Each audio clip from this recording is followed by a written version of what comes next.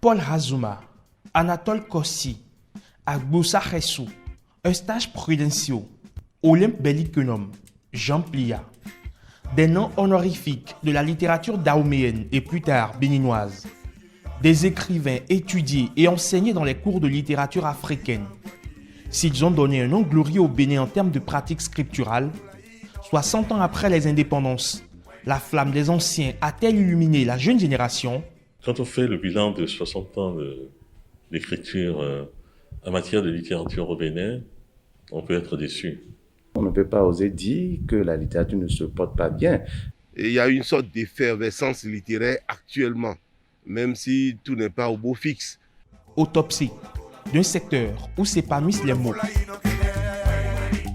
Daté Atavito Barnabé Akaï, jeune écrivain béninois, sublime sa muse pour se donner à lire.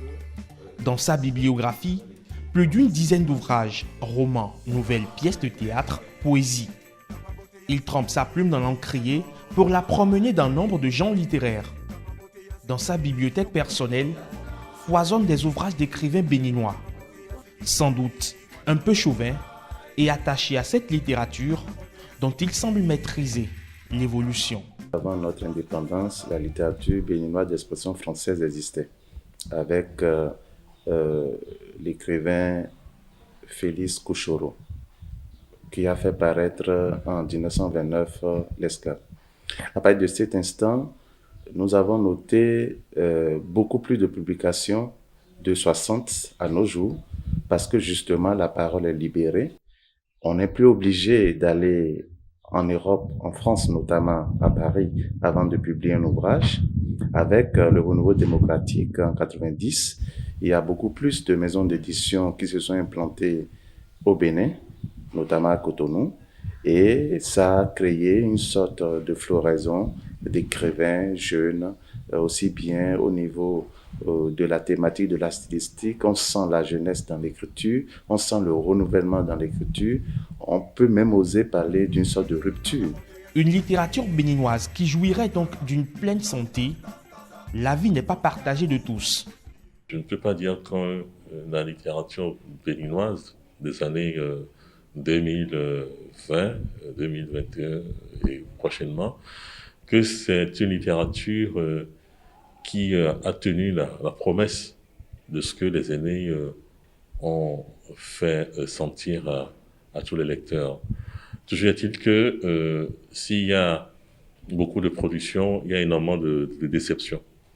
C'est-à-dire que les textes qui ont été produits depuis une vingtaine d'années, ce sont des textes d'une façon générale très médiocres, il faut le dire, sans embâche. Un coup de pied dans la fourmilière. Florent Kwaouzouti ne casse pas pour autant la baraque. Son franc-parler gêne, égratigne, voire humilie, mais son diagnostic est reconnu subtilement. En matière littéraire, nous faisons des pas de géant. Nous faisons de grands pas, dans la mesure où, si au départ, cela se limitait à quelques deux noms, on va citer Razoumen, on va citer Couchoro, et on va citer à la limite Jean Plia, qui est pratiquement de leur génération, et puis Olympe Bellikenum. Aujourd'hui, au niveau du Bénin, on ne peut plus compter les écrivains. C'est vrai que ce qui nous manque aujourd'hui, c'est le talent. C'est le talent et c'est le beau dire. C'est le fait d'écrire les belles lettres, ça crée un problème. Mais il y a un engouement au sein de la jeunesse. Les premiers qui ont écrit sur le modèle un peu le modèle classique appris à l'école.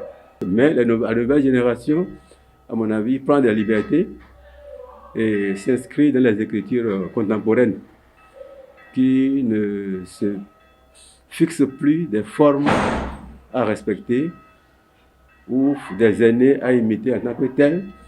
Je crois qu'il faut la promotion d'une forme d'écriture et de littérature qui s'adapte à l'évolution de la société, une société de plus en plus qui a l'air désorganisée, qui s'interroge.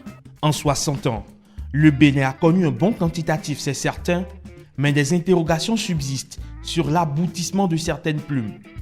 N'empêche, la littérature béninoise contemporaine arrive à transpercer les frontières, certains auteurs sont vedettes à l'étranger, mais peu ou pas connus à domicile.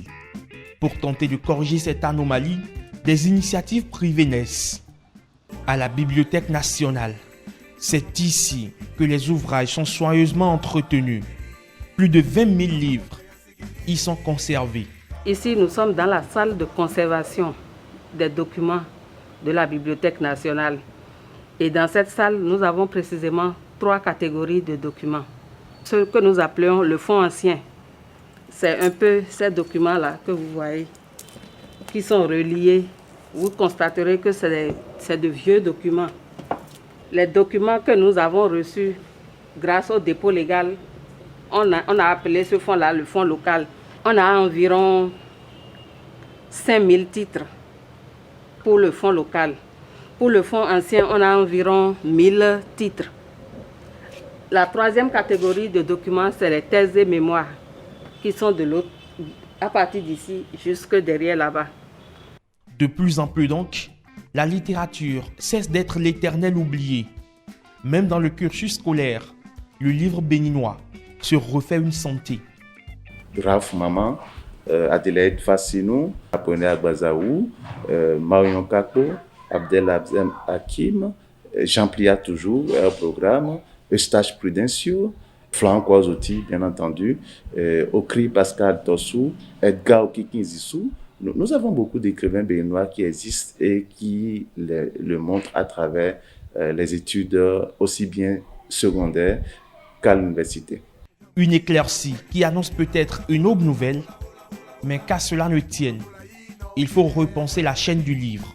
Si aujourd'hui, les enfants veulent être footballeurs, c'est parce que tous les jours, ils voient le football à la télé et ils ont envie d'être footballeurs. Donc, on ne parle pas des écrivains et ça fait qu'on ne sait même pas s'ils existent.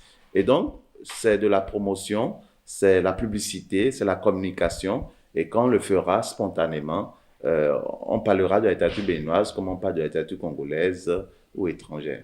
Il faudrait qu'il y ait beaucoup plus de concours nationaux pour dégager les meilleures œuvres.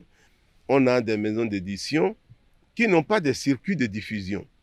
Pour qu'une littérature émerge, il faudrait que les maisons d'édition s'arrangent pour percer sur l'ouverture à l'extérieur et qu'ils commencent à assister à tous les colloques du livre à l'extérieur avec nos œuvres, que cela s'impose. Le gouvernement actuel a, semble-t-il, déjà pris la mesure de la situation. Le plan Marshall du livre est déjà tout tracé. Il y a un prix littéraire, qui est le grand prix littéraire du Bénin.